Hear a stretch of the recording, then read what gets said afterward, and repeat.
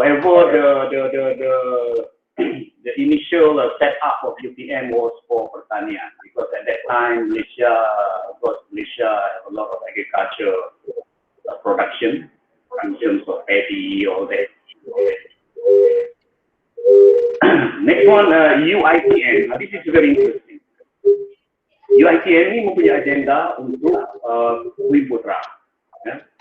It is at a Bumi Putra affirmative agenda, whereby a lot of Bumi Putra were given the opportunity to study in university through UITM. UITM was set up in 1990, but before that it was ITM, and I'm one of the product of ITM as a student, but teaching as a lecturer in UITM.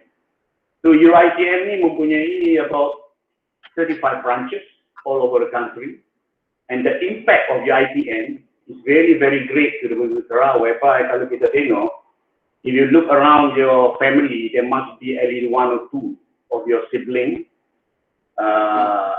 were graduates of, kalau tidak student pun, a graduate of UITM or ITM.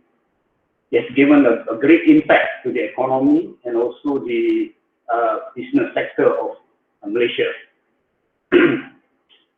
Then you have IIUM, Islamic University, UPSI, developed daripada Universiti Pendidikan Sultan Idris, which is teaching teachers,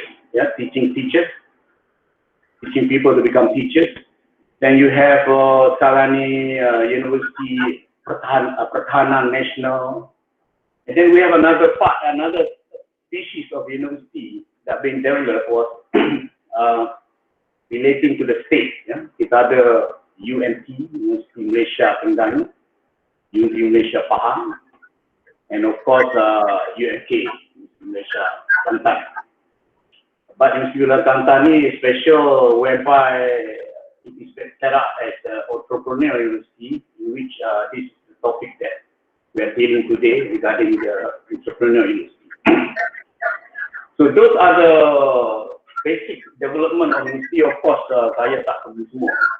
Kita sekarang ni ada I think about 23 public university and about 400 private university. So this, we are talking about only public university. Kalau nak cakap for private, about 400 higher institutions.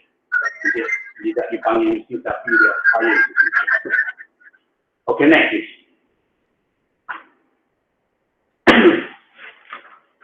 Sorry, dah kering mulut saya ni. Right.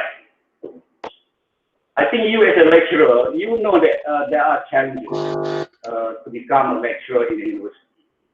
But I think as a governance, pengurusan universiti mempunyai lebih challenge lagi apabila berhadapan dengan perkara seperti funding. Funding, because now the government are trying to reduce funding to the university and allow university to compensate the fund through a lot of business ventures. I mean, the university have to get their own income. And the funding is also a problem for students. Not many students can actually get funding from PTPTM, for example. As you know, that PTPTM mempunyai masalah tentang pembayaran balik, dan the circulation of the fund is not working very well, I think. That's why kita mempunyai masalah dari funding. Ramai student yang tidak dapat melanjutkan pelajaran oleh kerana tidak ada funding. Ini belum kita cakap lagi hal private university dan sebagainya. Another challenge is that university are required to meet the society and industry. There is pressure for university. When you produce a student, the industry will expect that your students are able to straight away work as what they require. You see? Contohnya kalau kita school architecture, kita nak the industry nak graduate kita bila keluar saja, dia boleh jalankan kerja sebagai arkitek. This is the demand that actually pressure a lot of our lecturers, how to instill knowledge to our students, so that our students can actually being employed. So the question of employability is there. Now people are talking, semua graduate must be employable. The employability of our graduate is important. So kita nak semua pelajar keluar bekerja. So this is not the case kalau kita talk about entrepreneurial university. Nanti kita akan itu. And then we have the challenge of globalization. Of course, it is a borderless mobility where a lot of mobility in our education system, whereby foreigner boleh datang belajar di sini, kita pun boleh keluar. Dan juga apa yang kita buat di sini can be used in the international level. So there is growing competition, of course. When we say globalization, we don't have any more borders. It's a borderless world. We are talking about borderless world, and education is a business in a global market. Okay, if you are not open, if you don't open yourself, you are loose in this global market in education. Right. Then the challenge of new information and communication technologies. I think you tahu lah sekarang ini the era of new information, AI dan sebagainya, artificial intelligence, all that, and communication technologies. Now, apabila kita ada compete ni, baru kita tahu that these communication technologies are very important to be implemented. Tapi because the thing is already there before this, apabila berlakunya lockdown baru ni, a lot of business as well as university boleh transform quite quickly, walaupun tidak perfect, but we still can have classes online dan sebagainya, meeting online like this. Okay, I now become very I prefer to have online meeting already because tak payah nak start kereta pergi cari parking dan sebagainya. So kita duduk aja dalam bilik, kita can have a meeting. Then the challenge of private versus public institution. Nanti sebelum tu. Please go back to slide before. Please. Hello?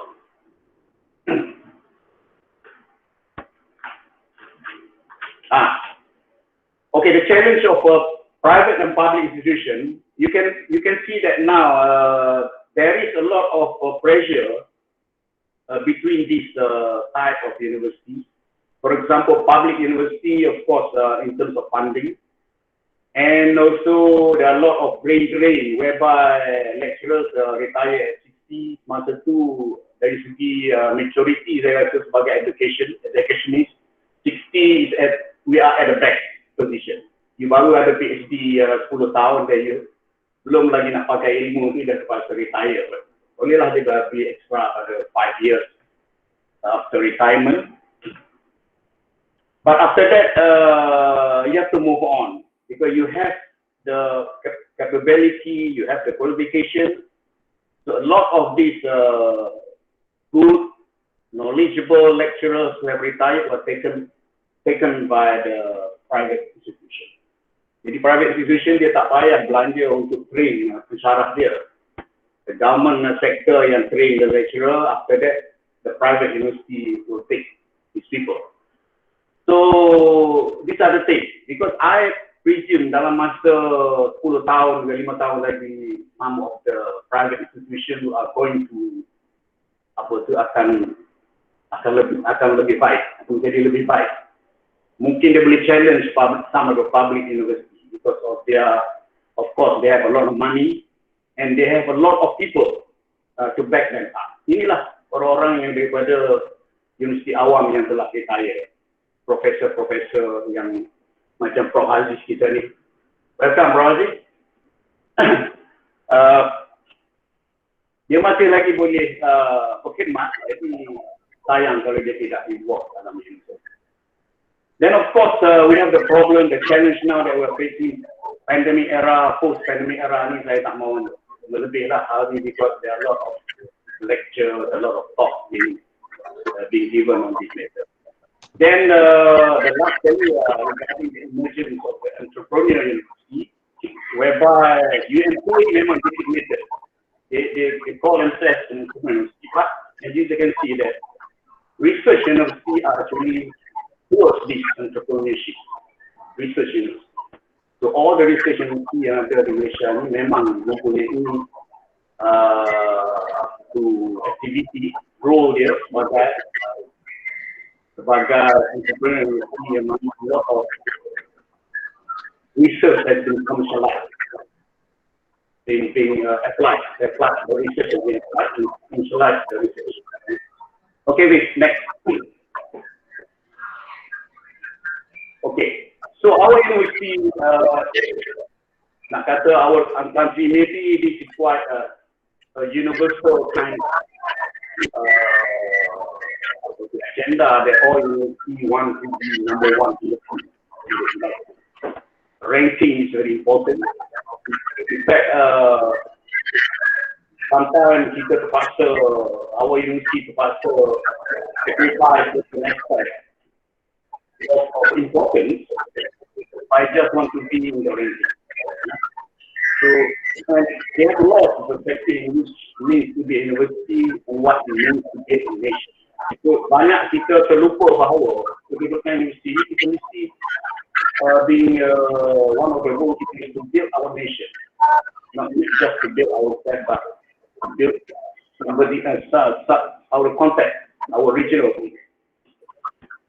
Okay, then innovation and entrepreneurship for development of nation building, what it really has to do. This is what I want to stress, is that we have, as a university, we must be able to help the nation to build. Of course, in order to do that, we have to focus on innovation, commercialization, and entrepreneurship. Okay, next.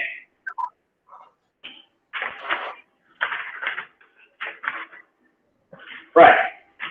Sebelum ni kita dah bagi tahu that entrepreneurship is the third mission, where the two traditional mission, which is teaching and research, and the third mission are contributing to the economy. Okay, even though we are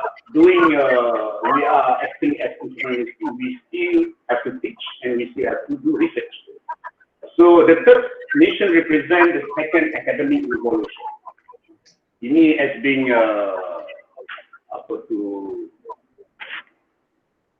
stressed by some of the education guru, that the third mission represents the second academic revolution.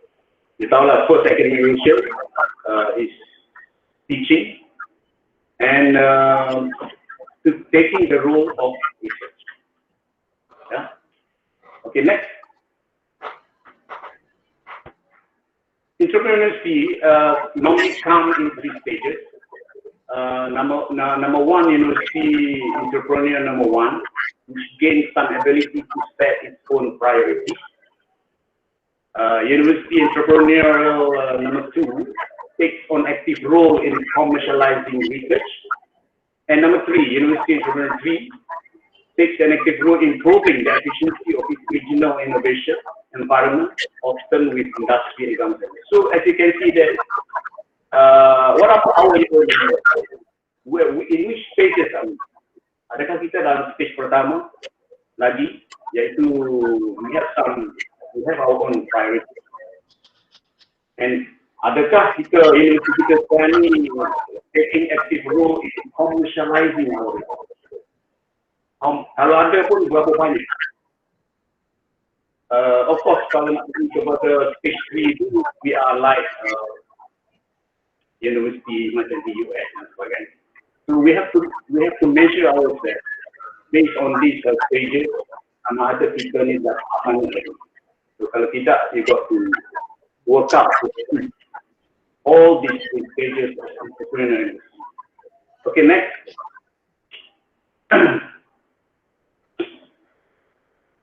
in order to evaluate the entrepreneurship, we have to ask ourselves why, what, who, and how. For example, why? Why do you need to become an entrepreneur? Of course, to generate direct financial return to compensate on reducing government funding. Kita dah tahu that government kalau boleh dia nak reduce funding kepada universiti, so universiti kena cari sendiri. So why you need to do to commercialize your research is that to get some financial return. Of course, tidak semua kejayaan itu berdasarkan dollar and cent. Dalam segi society, development dan sebagainya itu satu daripada aspek. Apa yang kita patut keluarkan, apa yang patut kita jadikan, iaitu academic spin-off daripada research kita, ada spin-off internal. And then we have startup company, kita licensing the patent, consultancy, of course like FAE, dia boleh turun untuk consultancy unit in order to generate income, where firms can be created to exploit the IP intellectual property.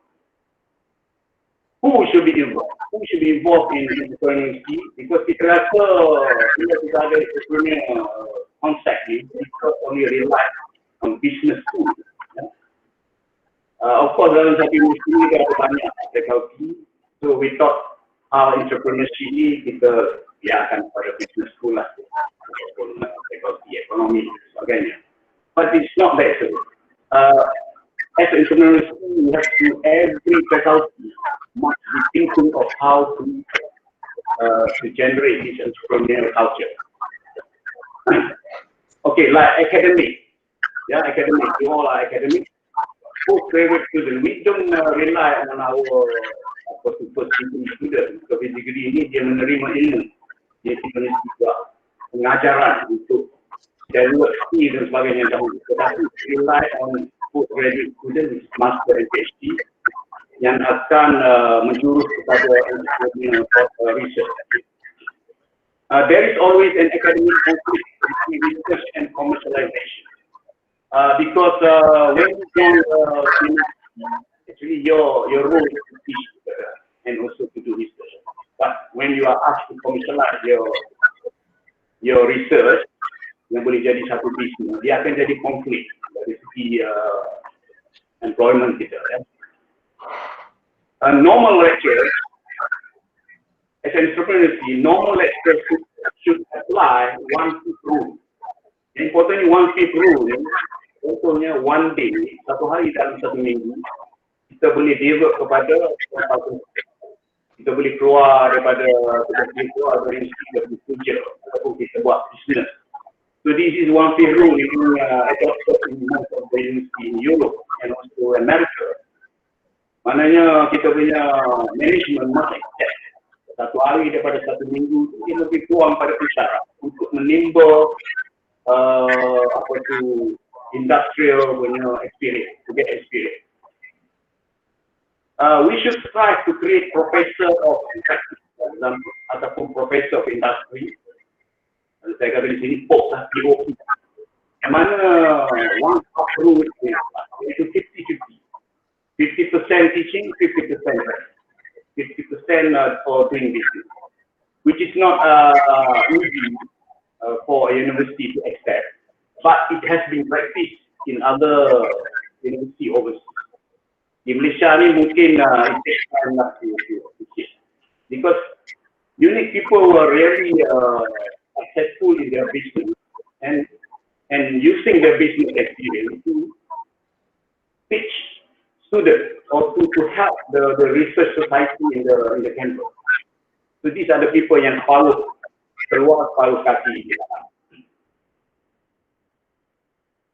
Right, then we have direct academic entrepreneurship, indirect academicship that stimulate alumni startup. A lot of alumni actually yang develop businesses lepas dia keluar daripada university.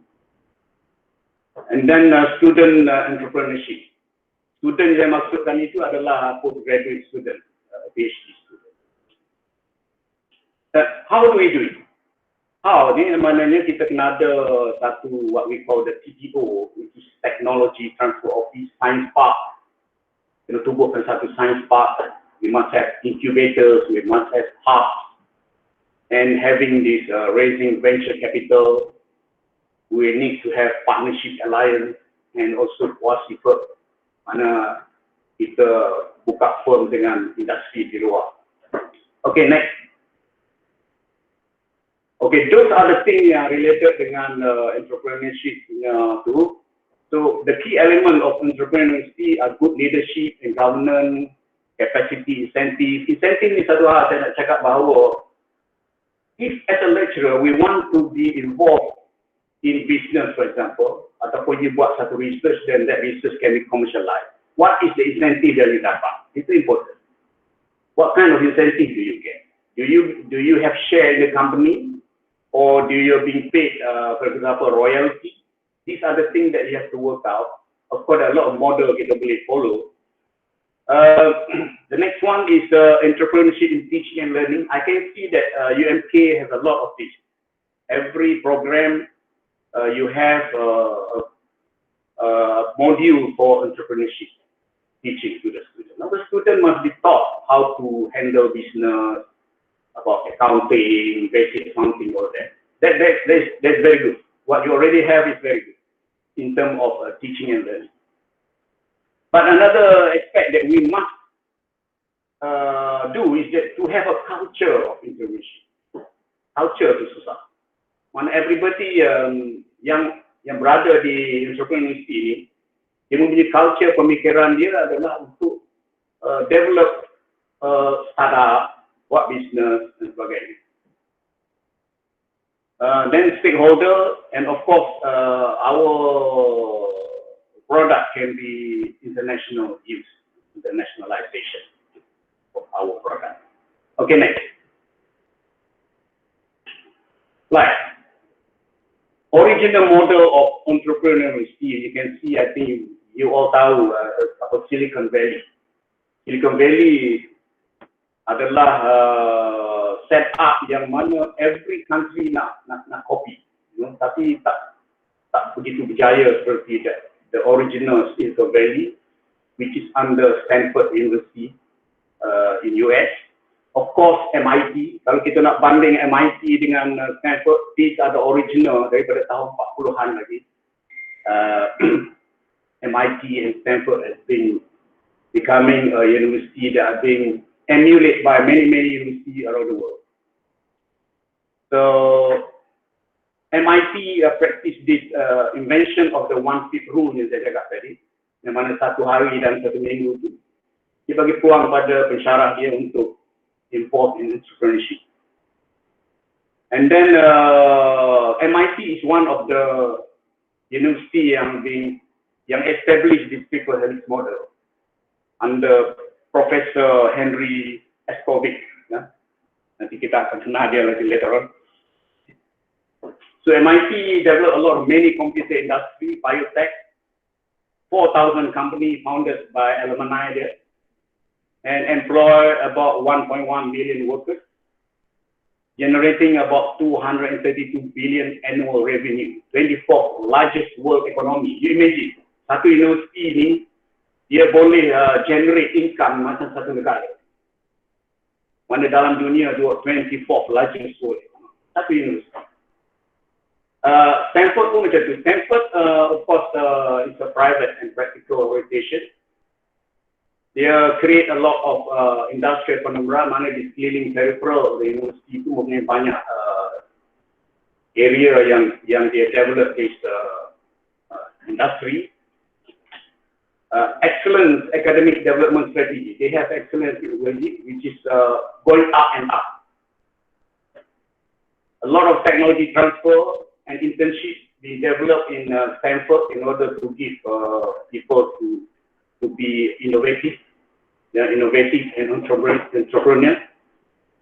And in fact, the Silicon Valley is a global center of technology innovation. Dan dia ada satu pertumbuhan dipanggil StartX.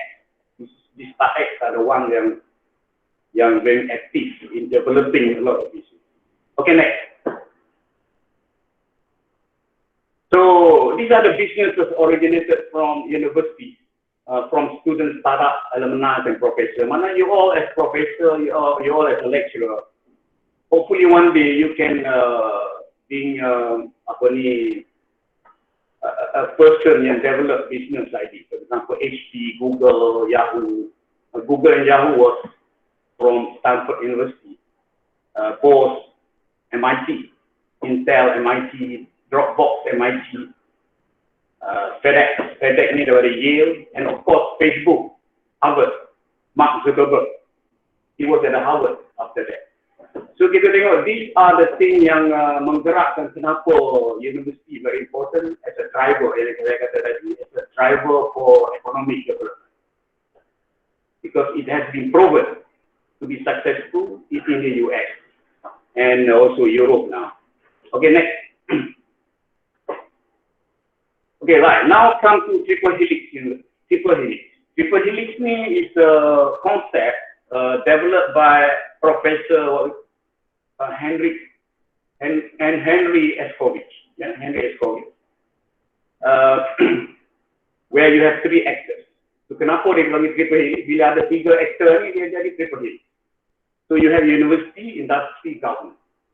In which university, of course, a lot of hierarchy in the university. You have a governor, a governance office, OPC, faculty and department, going down to professor, academic member, postgraduate, and PhD undergraduate. So this is the hierarchy of people which can be actors within that university. Industry pula, companies, of course, companies, firms, entrepreneurs, practitioners, large enterprise, SMEs, operators, craftsmen, and artisans. So that's the industry. And government pun ada hierarchy. We have federal government. Kalau pertaining to Malaysia, we have federal government, we have state government, and then we have statutory bodies like MARA, Tekun. And then down the line, we have local authorities and Majlis Pembanaran or Majlis Daerah. So these are the government sector actors that can form a triple helix interaction. So the triple helix begins as university. University yang akan menjadi driver dia. Enter into a reciprocal relationship with each other in which attempt to enhance performance of each other. The strategy is to generate innovation out of academic research. So what we need is to have innovation between all these three actors berdasarkan based on the academic research done at the university. Okay, next. So this is three actors. Now we look at the first, the origin of triple helix model is that the first stage is what we call status. Status is where the government as a state control university and industry. They encompass the activity of the university industry. A status model controlling academia and industry, example, the former communist countries like Soviet Union and China, Latin America. Then they develop a state-owned industry. Di China kita ada a lot of state-owned industry sebelum China itu terbuka kepada world. You see, like for example, they have architectural firms developed in the institution in China. A lot of projects being given to this particular company being set up. It's a government-related company. So it is a top-bottom. Arahannya daripada kerajaan daripada atas ke bawah. Alright, the next model is what? Laissez-faire. Laissez-faire is more of everybody is quite independent. Separate institutions, competitively between each other, there are some relationships. University provide basic research, train the person, and the role of government is limited to regulation and funding. So tidak ada interaction yang very close, is just communication, relation. Ada relationship lagi. That's laissez-faire.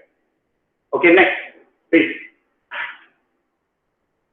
This is actually the triple helix model of innovation, where you have the university, industry, and government actually linked together and produce a a center for innovation, where the intersection of these three circles will create innovation,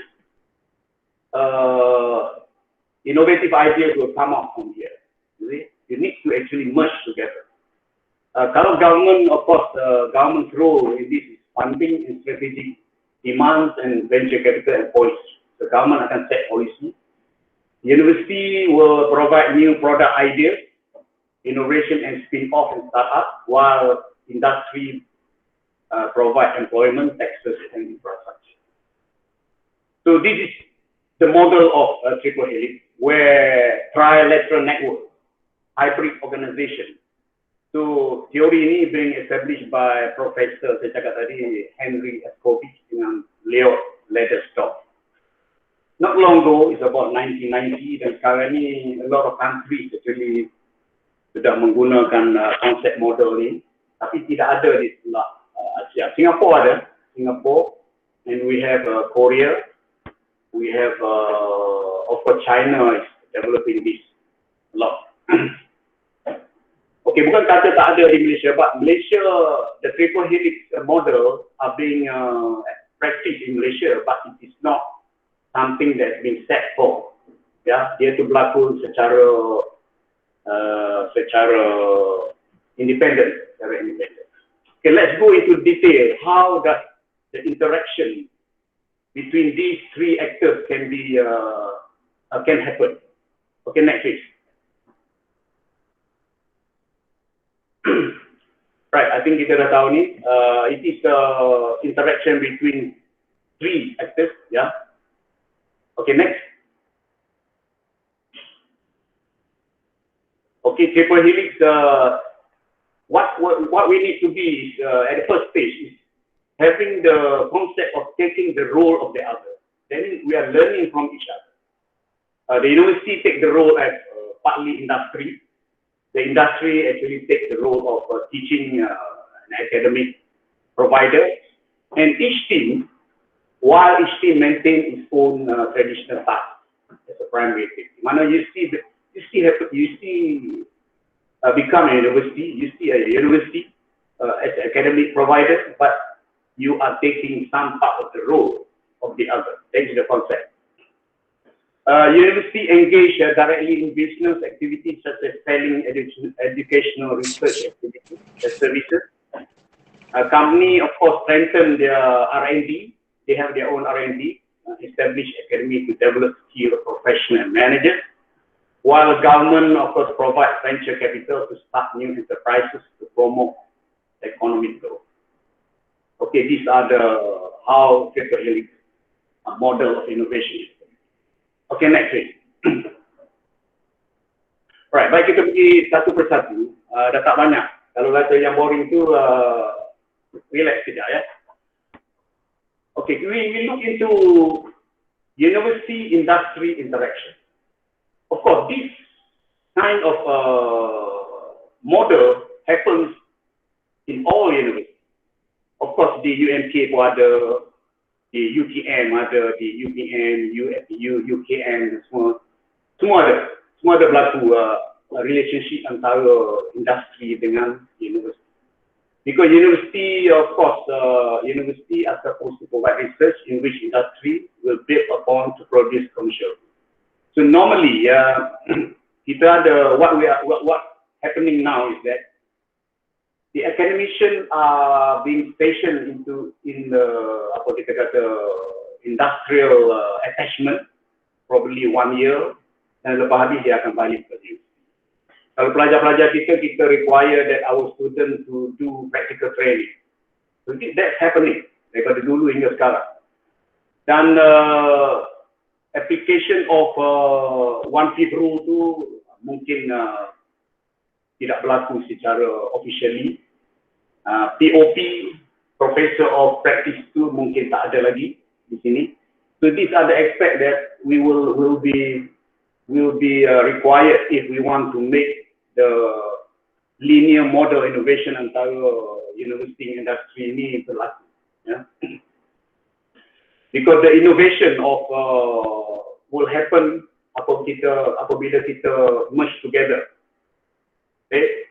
I always think about dulu-dulu, semasa dahulu, kita mempunyai konsep dalam kerajaan yang mana teknologi transfer, kita panggil teknologi transfer. Contohnya apabila sesuatu projek dibuat oleh satu kontraktor daripada luar negeri, contoh daripada Jepun. I can remember Daya Bumi was first using this transfer technology. Satu requirement that dalam kontrak itu, the Japanese contractor must transfer technology to the local professional. Jadi kita ada attachment. Tapi kalau ni what I can see tidak berlaku, tidak kurang berlaku. Sebab apa? Kita tidak ada pertalian dan interaction antara industri. Kenapa universiti tidak berlaku begitu? Oleh kerana tidak ada satu polisi daripada kerajaan. Yang mana mungkinlah saya kata. Tetapi kalau universiti sendiri, sebagai universiti mempunyai autonomi besar. Contohnya kita membuat satu requirement that jika ada sesuatu projek pembangunan which is quite big berlaku di dalam negeri kita ni, di Kelantan, kita put attachment of our pesyarat so that dia boleh learn how things that happening at the site dan sebagainya. And through that experience, 2 or 3 years, 1 year attachment dia boleh bawa balik kepada classroom untuk mengajar pelajar ataupun dia buat projek sendiri. So these are what we call the technology transfer that still must be happening in order for us to have good relationship with industry. So apa yang berlaku sekarang ini adalah a lot of collaborative research antara university dengan companies, whereby the company have got something that they want to develop further. They will see the university to help them. Tapi jarang berlaku yang mana universiti mencari industri, universiti yang mencari industri untuk develop research, commercialize the research. Alright, so from university, of course, macam saya kata tadi, kita kena ada university science park, spin-off company. I'm very interested apabila Prof Aziz ada sini.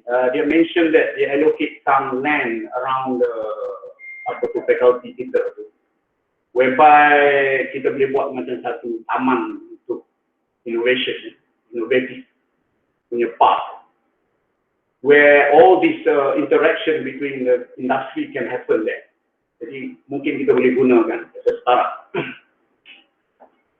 Right, so this is the requirement of industry, university industry interrelation, and where the innovation will happen quite good.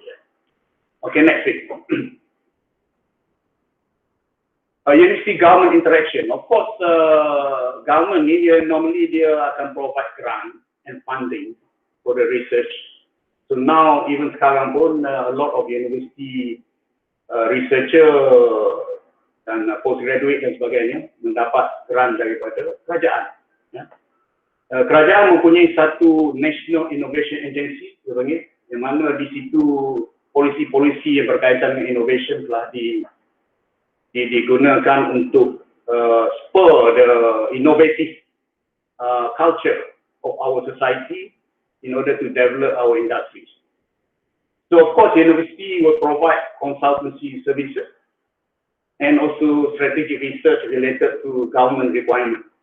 Contoh kalau di Amerika, government will ask the university to develop something related to defense or military punya hardware dan sebagainya. Tapi kita tak adalah related dengan military sangat, but probably more on the agriculture or biotechnology dan sebagainya. There's a requirement of government who require the university to do research. That is what I call strategic research. Whereby consultancy services ni selalu berlaku, yang mana government have problem, they will go to the university to ask for them to do research and find out in order for the government to set up our policy. Okay, next. Okay, government industry interaction, of course, the latest penjana ni yang kerajaan bagi ni, kita tengok a lot of funding being allocated for the industry, to the SMEs dan sebagainya. Tapi benda ni berlaku daripada dahulu hingga sekarang. Always in the Malaysian economic plan, the government will have funding for the industry dengan menggunakan apa yang telah diturunkan oleh National Innovation Agency, stimulus packages, tax incentive, for example, ya. The regulation of the economy, example, establishment of intellectual property law dan enforcement. Right, I think benda ni, there are people who are experts in this intellectual property law and enforcement. There are a lot of example and model that we can utilize. But government industry interaction will be related to funding dan sebagainya lah. So that to help the industry, SME, LEs, large enterprises dengan small medium enterprise. Of course, the priority was given to high-tech industry and biotech industry. Kita boleh tengok a lot of development in biotech industry yang mana banyak berlaku dan banyak membuat orang jadi millionaire dengan menggunakan biotech dan di Malaysia. Okay, next. Right, so because our emphasis is actually towards the knowledge-based society. You know, our society now, kalau daripada umur 70 daripada 70 umur tu, we are all educated already. Most of us are educated. Ramai, in fact, they are more qualified than some of the youngsters now. Tapi dia orang dah lama, orang lama. Jadi these people are actually what we call the knowledge-based society. The society are all having knowledge. They've got other ilmu masing-masing. But bigger roles are given to university. University mesti memainkan peran sebagai innovation untuk disseminate knowledge. So role university adalah to create knowledge which is more valuable to the society, rather than a knowledge just to fulfill our own needs, but knowledge that requires in order to betterment the society.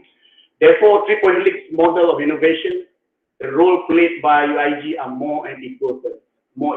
Kita tidak berat sebelah, kan? Everybody has their own role. Cuma kita nak cari jalan macam mana we can sit together in order to create. Because bila kita sit together, itulah berlakunya innovation. Of course, the university dengan ada begitu, university tidak akan lari daripada penubuhan asal dia. There is knowledge production. While industry is the primary vehicle of commercialization, everything that being developed that be able to commercialize, the industry will take on after that. And government will retain as a regulatory role. Of course, all industry must be regulated. That is the role of the government. So interaction can be some other top-down or bottom-up initiative. There must be initiative. So outcome of the mechanism will be the TTO, which is Technology Transfer Office, Industrial Cluster, Science Park, Incubators, Innovation Hub, etc. So kalau kita tengok dia punya interaction tu with the arrows between industry, university, government industry, benda tu mesti berlaku. Dan sekarang ni, okey, kita bagi contoh lah. Apabila UMK ada di Kelantan, adakah UMK bekerjasama dengan industri, dengan state, government dan sebagainya untuk development? Mungkin ada, ya. Mungkin ada. Saya pun tak tahu what's happening in that go, but this is important to have. Whatever project we do, we must do a project yang ada relationship dengan local context, local people. Contoh in architecture. That's why when I gave my talk dekat faculty selalu, saya nak Kalau boleh pensyarah-pensyarah, bila dia bagi projek kepada pelajar, projek itu should be a live project, around bacok. Sebab daripada situlah penggunaan knowledge di universiti ini dapat diguna. Tetapi kita tidak boleh lakukan bersendirian. Kita mesti ajak local authority, majlis daerah pajak bacok, untuk turun serta. So that, dan kalau projek itu successful, design successful, we can find an entrepreneur, a university, industry, to develop the thing secara di tempat. So this is what should be happening. So pelajar kita dah train doing live project. The project is something that required by daerah, majlis daerah. Dan daripada situ kita boleh lihat dalam masa 10 tahun you can see the result. That bacok will change, Kota Baru will change, because the involvement of university sebagai driver. Kita yang start.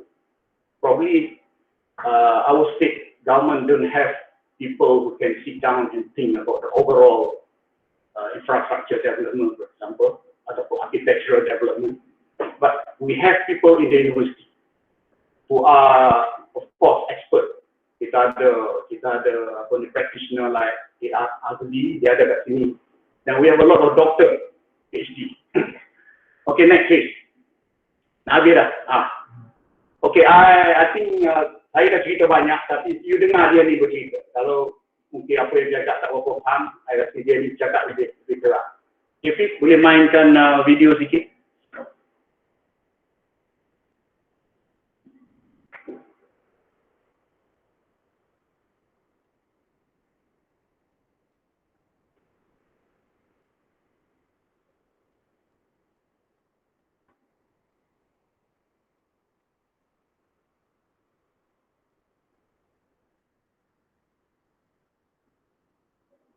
Sound. Tak ada sound.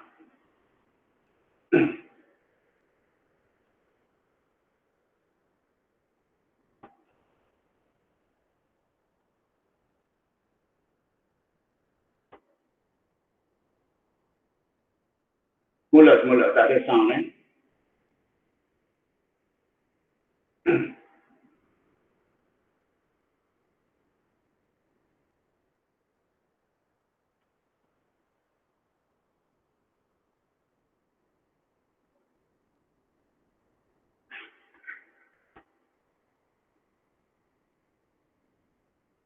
Maaf, ada something masalah ni sikit.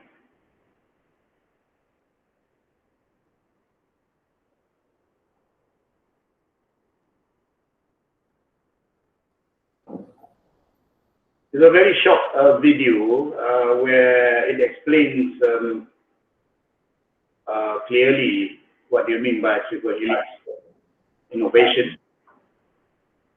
Been always a challenge to. Yes, of course. In innovation studies, it's been always a challenge to model the different processes that take place in order to generate an innovative environment. And the triple helix is one of these models that tries to capture interactions between different innovation stakeholders. And it is different from other models by bringing the university as a key actor in innovation on an equal footing with industry and government. So we are talking about triple helix interactions in the sense of university, industry, government partnerships that generate innovation through this synergy.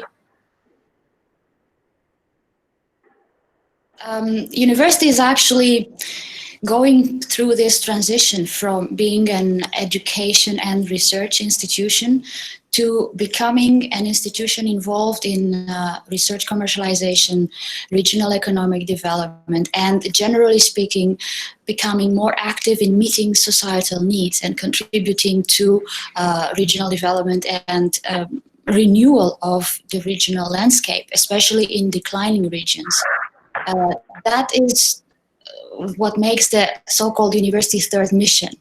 And today we regard the university, especially this entrepreneurial university, as an institution that operates through three functions, the education, research, and entrepreneurship. The university can benefit from this interaction with industry in many ways. First, at the level of academic researchers, they get many new ideas for their research from the real needs of companies serving in their local community, and they can better meet the knowledge needs of these companies. You can add to that the research dollars, as they are called, the research funding that comes from the joint project, which allows academics to equip their labs, to employ students as teaching assistants or research assistants. Then at the level of students, students can have internships in these companies. They can have better exposure to company life. They can get employment after they graduate because they already have the networks and the connections. They have a different mindset when they have these development stages in companies, and they get a different set of skills, just by interacting differently with companies. Then there are benefits for the local community, because in many cases, one product of this interaction is spin-offs. Technology spin-offs or non-technology spin-offs, and they can, once created, they can contribute to the local economy through taxes. They create jobs. They can restructure the fabric of the region in terms of technology assets, skills, experience, this kind of benefits that come with it.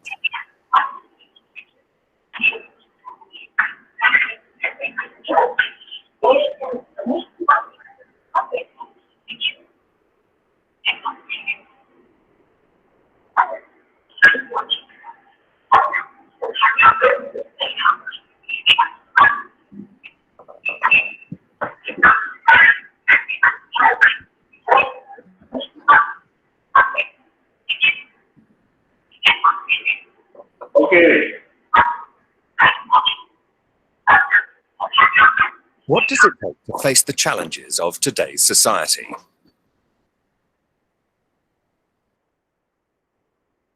Okay, Jarvis, I rasa saya tak dengar. Dengar tak semua yang lain? Sayang kalau tak boleh dengar tadi.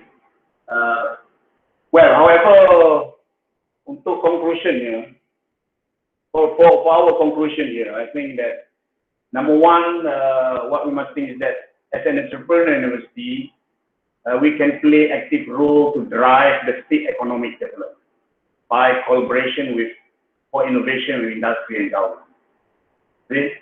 We have the role here in order to drive the state economic development. Number two, empowering of entrepreneurial culture in the academia and students. Mana kita as a lecturer, kita as a student, kita kena ada culture in which we involve with local issues, local economic, socio-economic issues, in which whatever your project or research that you do must be relating to the local economic, local context, and local context. Do live projects within the locality and collaborating with local enterprise. Kita banyak small enterprise yang kita boleh tolong. Macam mana kita nak tolong dia become better and improve. Then they can expand their local business nationwide, bukan saja confined to Kelantan. The business can also be carried through to the whole nation. Of course, number three, establishment and setting up a cluster of innovation of triple helix. Somebody must start first. In this case, untuk menjayakan triple helix ini, universiti kena memulakan, iaitu create satu cluster of innovation. Then university must develop a science part, science technology part, incubator. Benda-benda ni saya rasa ada, incubator kita ada, and center for technology transfer. Benda ni semua rasa dah ada. And then incentive, of course, incentive to encourage academia to engage in entrepreneurship, interaction with industry. Example, we must apply the 1/5 rule on lecturers. And KPI for academic papers, for example, should include papers on entrepreneurial case studies. Kalau kita paksa setiap tahun kita kena, setiap semester, tahun ke tahun, you have to publish in paper kita with the prominent journal, 2 paper atau 3 paper, mungkin 2 paper untuk journal, 1 untuk yang related dengan entrepreneurial case study. So that this case study, probably the research or the papers can be developed into commercial entity, can be commercialized. And number 4, of course, we should apply what I'm interested in, how to apply the triple helix model in design and creative industries and academic program as a pilot project of innovation for Faculty of Architecture and Logistics, and also Faculty of Technology, Creative. These 2 faculties, design and creative industry. Because kalau you tengok, for example, creative industry, orang pelajar-pelajar yang graduate daripada creative program, dia tidak bermaksud untuk bekerja dengan sesiapa. They are actually entrepreneurial program, in which after they graduate, of course, we have to help them to generate some project that related to some kind of entrepreneurship later. These are the innovations. So I think in the future research, kita boleh sit down together how to develop our triple helix model of innovation, interaction between university, industry and government in this design and creative industry. Because tak banyak, saya buat banyak two papers I read, tak banyak berlaku on this industry. Banyakkan on high-tech, digital dan sebagainya. Tidak dalam creative. Tapi mungkin ada, probably kita boleh cari untuk example. So, itulah saja, Fik. Kalau ada apa-apa soal jawab, kita boleh buka sekejap. Okey, 37 orang yang ada di sini. Terima kasih kerana masih lagi berada dalam grup kita ni. Ya. Terima kasih diucapkan kepada Prof. Adjunct Arkitek Mustapha bin Mohd Salleh atas perkongsian yang bagi saya tak sangka yang dari sudut perspektif seorang profesional arkitek pun boleh berkongsi berkenaan dengan konsep entrepreneurial university dalam konteks triple helix tadi ya. Okay, jika ada sebarang persoalan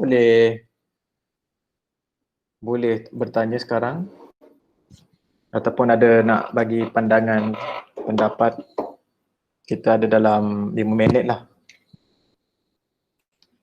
Boleh type komen ataupun directly open your speakers and mic and video to ask any question.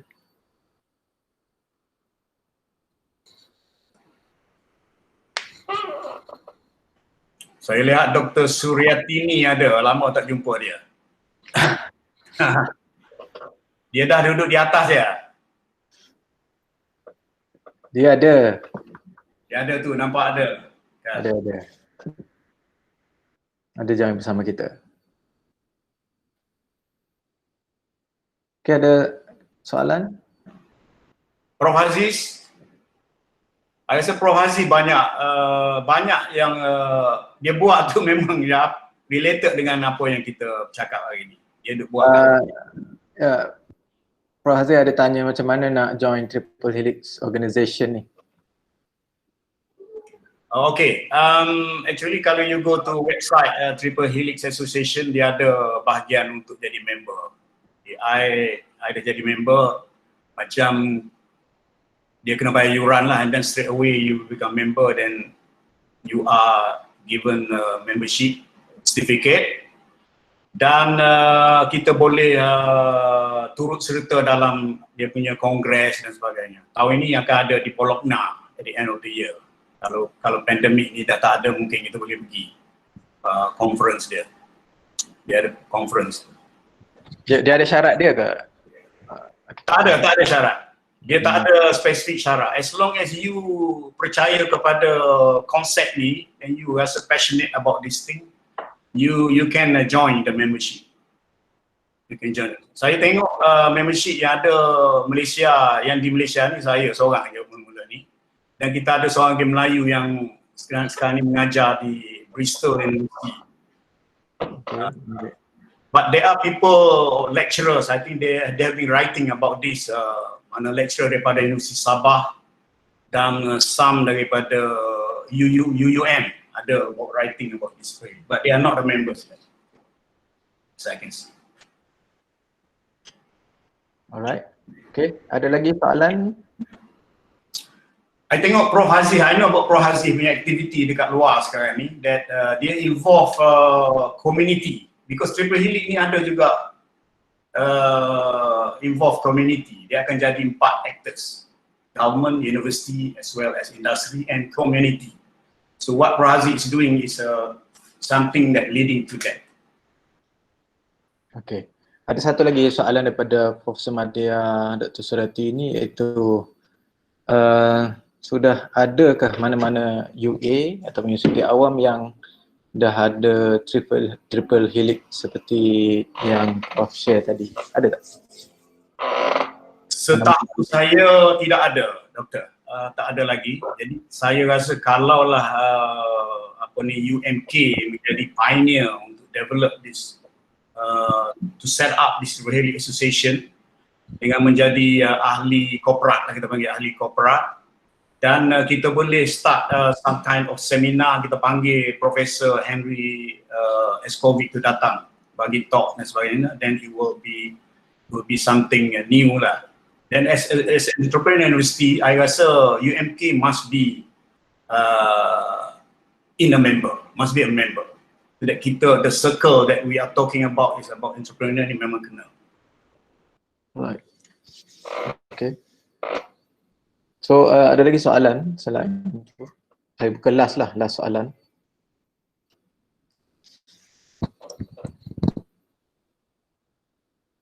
Okay. FAE perlu buat paper for this topic, itu komen daripada Prof Aziz.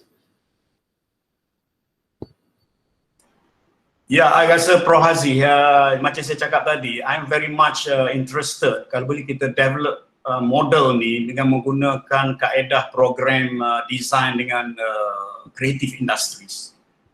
Creative industry. Contohnya, we have batik industry di Kelantan. Kita ada perak, kita ada emas. So university should do some research related to that and develop an interaction antara industri di luar. Macam mana kita nak try to make it a better product that we can package and sell outside. Yeah, in that sense lah. Dan kita banyak benda, kita banyak dalam creative industry. For example, ada saya terbaca dalam satu artikel, dia buat playwright, ni maknanya performance art. Performance art pun boleh buat kalau begini, yang mana it will spur up the tourism industry. Jadi kita Kelantan ni very much is very much needed to explore in the tourism industry. Tapi sekarang ni kita just masing-masing buat lah. Rakyat buat sendiri, orang kampung buat sendiri. Tak ada satu interaction antara kita dengan kerajaan. Ya. Okay. Ada satu last question. Soalan daripada Dr. Wan Azlina, our Deputy Dean of Academic. What kind of economic opportunities are open up for architecture program in UMK by this model? Okay, I think of course architecture or program architecture ni menjurus akhirnya kepada yang mana pelajar graduate kita membuka firma lah, dan membuka firma consultancy dan sebagainya. Tetapi apa yang kita boleh create a model is that the university establish satu cluster of architectural innovation in which kita boleh menggunakan kita boleh develop student kita untuk memulakan apa-apa yang related dengan konsultasi dan sebagainya. So what I mean is that another thing is that we should actually propose project from the university. University akan propose project, bring the government, bring the state government along, and we develop, we do research, we develop, and of course we get money daripada government and industry in order to do the thing. Dan kita boleh dapat benefit a lot. The lecturers can practice consultant as a consultant. The student can benefit in providing experience as an architect dan sebagainya. So I nampak di situ. Kita bukanlah buat company model making apa, tak ada. It's not like that what I see. What I can see is that that's why I minta macam Hafiz, kalau nak buat project student, buat live project yang mana memang kerajaan kita perlu. Jadi di situlah akan spur satu innovative ideas where a business model can be created. Okay, ada satu lagi last question lah. Kita bagi dua daripada arkitek Azli. Mohon pandangan bagaimana kita nak membantu komuniti bacok terutamanya golongan miskin melalui konsep Triple Helix. Ya, Azli, saya memang amat passionate bila melihat bacok. Apabila industri tembakau dia telah kira tidak itu lagi, tidak aktif lagi. Dan banyak petani-petani kita turns into other kind of agriculture product. Tapi arkitek can, as a FAE, kita boleh tolong bacok to develop the tourism industry yang saya cakap tadi. Because there are a lot of potential around the area yang mana kita boleh tolong sama ada dalam landscaping dan sebagainya, dalam tempat-tempat yang tempat piknik dan sebagainya, tourism, tolong people around Bacok to develop rumah tempangan dan sebagainya. These are the things that we can do. Jadi saya rasa it's not so difficult. It's just in order to bring them together. Then we have to gather all the people who are doing some kind of industry di Bacok. Di Bacok ni saya tengok banyak. As a university kita kena buat mapping dulu. Kita buat mapping bagaimana apa yang berlaku di sekeliling, dan daripada situ kita boleh sit down and have plan and program. Okay. I think soalan daripada Azli tadi adalah last lah. Okay. Dan dah tak ada ni. Kita pun dah 19.30. Okay, saya ucapkan terima kasih sekali lagi kepada Profesor Adjunct AR Mustapha bin Mohd Salleh kerana sudi bersama kita pada hari ini. Untuk pengetahuan semua, Prof Adjunct Mustapha ni selalu bersama dengan Fakulti Seni Bina dan Akustik sebagai Prof Adjunct dan juga penasihat lah, kepada fakulti terutamanya bidang architecture. Okay, terima kasih sekali lagi kepada semua juga yang menyertai Google Meet pada hari ini dan juga Facebook Live. Tapi ada sedikit masalah dekat Facebook Live tu, dia tak dengar. Nanti saya akan upload rakaman Google Meet ni dalam Facebook fakulti nanti. Dan untuk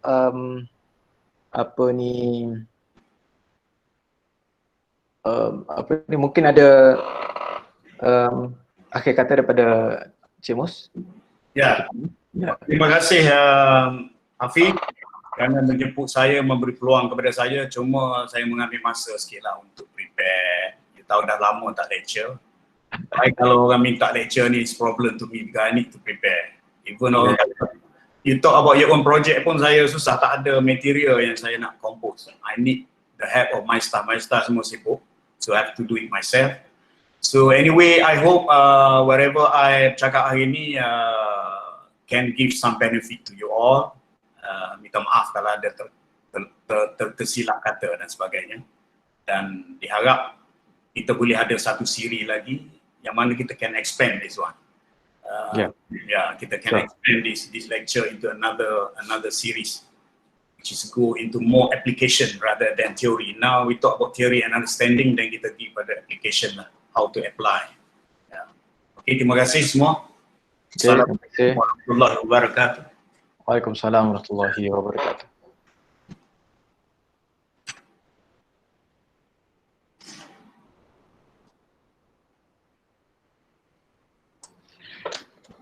Untuk staff, kalau nak attendant untuk untuk jam latihan dia boleh isi Google link Google form boleh link saya komen.